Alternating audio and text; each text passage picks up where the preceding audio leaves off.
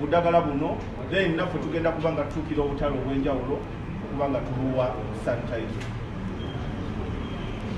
Start with Beta, then Beta will invite you back and take the rest of this one.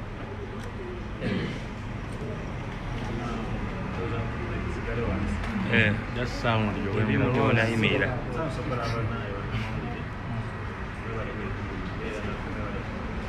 Microphone is moving next to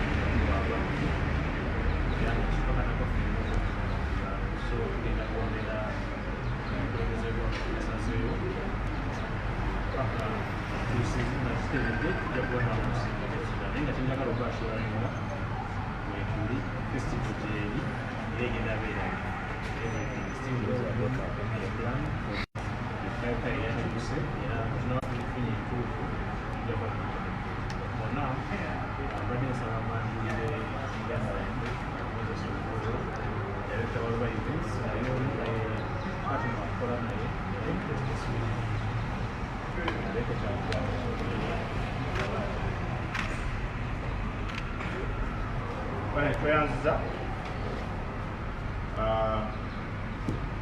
the director w'ekitongole ekyawuna omutwe mukola Educational Festival Educational Festival, it is a unique idea. It is started from far olw'ebirooto ebyawamu ebyabategesi n'ebirooto by'omuyimbi okola ekintu ekitabangawo ekisoose ate nga kiri unique nga buli muntu kitwala buli kika kya muntu twakiteeka nga 28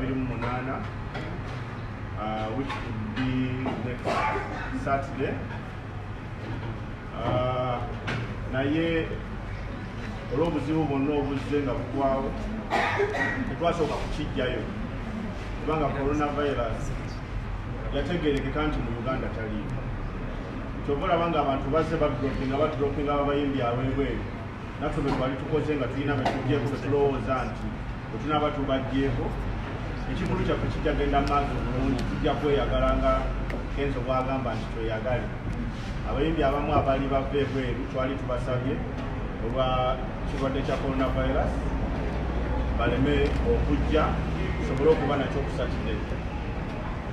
So naye olw'obunyigirivu bw'ekirwadde ne idea eyo etuuse ekiseera ng'era idea erina okudropingibwa oluvannyuma lw'omukulembeze w'eggwanga okuvaayo n'agamba ebivulu byonna n'emikolo gyonna n'obulwadde butulya butambula ebintu eby'okukuŋŋaanya abantu abangi twandibadde nga tubiyimirizaamu akaseera ak'ennaku 32. Ebivulu nga biyimiridde Educational Festival ebadde tetambula ebadde nga buli lunaku ewulira buliirwa era nga gyeri era Educational Festival teyimiridde.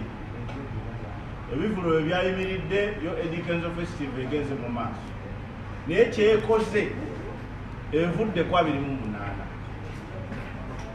yadde ng'ekyagenda mu maaso. Ffe activations tetugenda kuzistopinga kuzikola. Activations zikyagendera ddala mu maaso kubanga festival weeri olw'okuba nti omuyimbi waali ate corona virus ne obunyamu katono ka corona virus tukkiriza kusembera wali muyimbi waffe kuba tumukuuma butiribiri okulaba ng'ekirwadde wekinagendera kijja genda nga naye kimulese muki nga kimulese mulamu. Tulowooza nti government decision gyeyateekingi ey'okugyawo coronavirus bizinesi nyingi era za bika bingi. President yatugambye abantu abamu bwe yayogedde nabo abakyaaca ab'enzikiriza ez'enjawulo n'abantu abalala. Naye ffe abakola events tetwafunye mukisa kubeerako mu meeting eyo, kubanga ekyenjawulo ekiri ku bizinensi yaffe obutafaananako na bizinensi ndala. Tibositopinga omusuubuzi asuubula ebintu okuva e China, Japan, n'omusitopinga okugira ng'alindamu ebintu ebikola ki bisigalawo nga tebyonoonesa. Bwesitopinga church ebulirira abantu enjiri nga tebasasudde ssente, church eggalawo. Bw'ogamba nti tugulewo nga bakola ki nga baggalawo. Naye ate bwesitopinga bizinensi ng'ekivu kitegeeza nti okuteekamu kukyagenda mu ki kukyagenda mu maaso. So yeyo challenge etutuuze obufofofo olwa investment. Teddy Kenzo Festival kirooto kinene ekitutte ensimbi nnyingi nnyo zezitasobola kugamba nti ssente bweziti, naye bwe kiba nga kirina okwongerwayo ku lw'obulamu bw'abantu. Teriyo ssente zisinga buki zisinga bulamu bw'abantu. Ku lw'obulamu bw'abantu tukkiriza nti Teddy Kenzo Festival egenda kugenda mu maaso. Then nga bwe tunaalaba obulamu nga bwe butambula, tujja kusigala ffe nga tugitwala mu maaso, era ekibulako kyokka kati okuseereza kyakugamba nti ya date ejja ya date bweti. So the festival is on, tenaba kusalibwamu naye egenda kukyusibwa date etannaba kubeera confirmed, olw'ensonga nti ekirwadde ekitulya tekinaba tubuulira. Kinaaba kigenze mu nnaku 32 oba kinagenda nga ziyise ennaku 10. Kati tulina okusooka okwetegereza ebikolwa by'ekirwadde nga tetunaba kugamba nti festival ya date eyo. So kye ekituyisizza abantu okusigala nga balaba ebinaku byaffe bya festival bikyagenda maaso ewamu. Festival tesirika, but we want audience to okutegeera nti date yo yasirise eya 28.